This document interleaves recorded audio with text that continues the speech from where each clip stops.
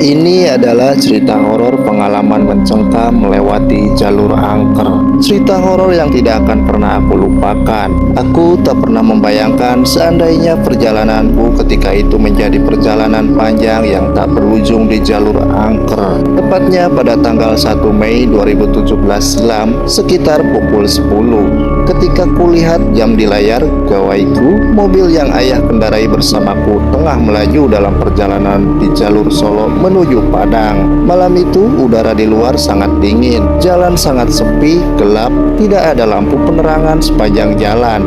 Hanya cahaya lampu mobil yang kita tumpangi yang memecahkan kegelapan. Aku yang tadinya ingin beristirahat sejenak menjadi takut untuk membiarkan ayah menyetir sendiri. Ditambah di luar hujan mulai turun. Ayah cukup sulit untuk melihat situasi jalanan saat malam hari, apalagi ditambah guyuran hujan. Selain karena penglihatannya yang mulai kurang jelas, tentu karena memang tidak ada pencahayaan lampu jalanan sama sekali. Kubuka gawaiku untuk melihat Google Maps, sementara di luar hujan turun kian deras. Ayah beberapa kali melihat kaca spion mobil seperti memastikan ada kendaraan lain yang melintas di jalan ini. Namun nihil. Malam itu benar-benar sepi mencekam. Pepohonan di kiri kanan jalan seolah membawa perjalanan kami semakin dalam menuju kegelapan. Setelah beberapa kilometer perjalanan, kini kami melewati jalan yang penuh pohon-pohon besar di kiri dan kanan. Sementara di balik pepohonan itu terdapat jurang yang begitu curam. Karena kami berdua, aku merasa harus tangkas menghadapi situasi apapun malam itu. Ayah berulang kali mengeluh akibat rabun membuatku sedikit cemas. Namun kami merasa sedikit lega. Tidak lama dari itu, terlihat dari kaca spion ada seberkas cahaya lampu yang mulai menyusul mobil yang kami kendarai. Semakin dekat dan kami bisa melihat itu sebuah mobil Innova berwarna putih. Entah dari mana mobil itu muncul, sebab dari awal aku bisa memastikan bahwa tidak ada kendaraan lain selain mobil ayah. Tiba-tiba sering terang sekali mobil Innova putih itu menyalakan lampu yang terang sekali. Itu membuat ayah sedikit terbantu untuk melihat jalanan di depan yang diselimuti kegelapan. Ayah memacu mobil mengikuti mobil itu yang menyalip kami. Selama 10 menit kami mengikuti, aku merasa sesuatu yang aneh. Mataku terasa berat untuk tetap terjaga. Namun aku berusaha untuk melawannya, sementara ayah terlihat tetap berusaha membuntuti Innova putih itu. Samar-samar kulihat mobil di depan belok ke kiri sebelum aku benar-benar tak kuasa menahan kantuk yang menggelayut.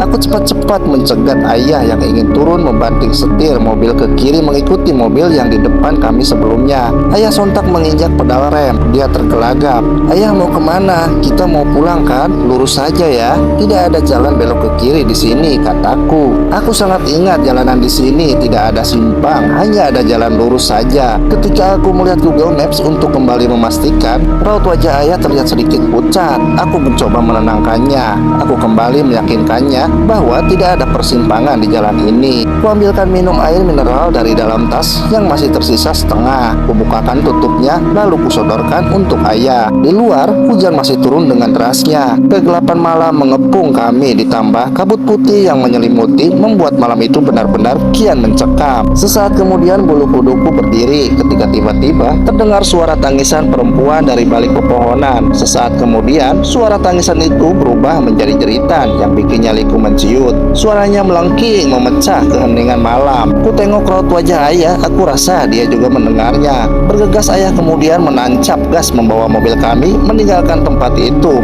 Setelah agak tenang, ayah melihat wajahku. "Nah, kamu lihat kan tadi ada mobil yang belok ke kiri?" tanya ayah.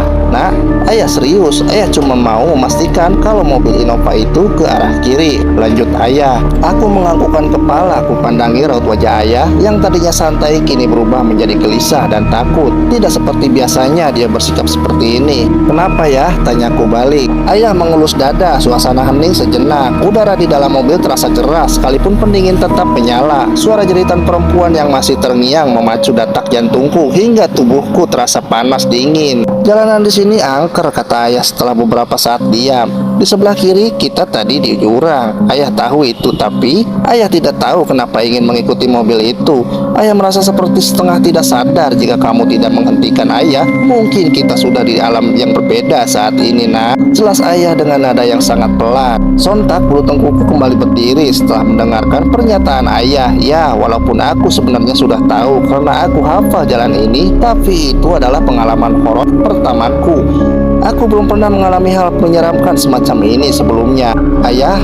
Tapi tadi aku juga melihat seperti ada jalan lain, tetapi jalan itu pendek, seperti terpotong, jelasku. Ya, itu hanya hayalan. Mobil Innova yang entah betulan atau bukan itu seolah sengaja membuat kita nyaman, seakan-akan memimpin jalan mobil kita untuk menuju perjalanan panjang tanpa ujung dan kematian.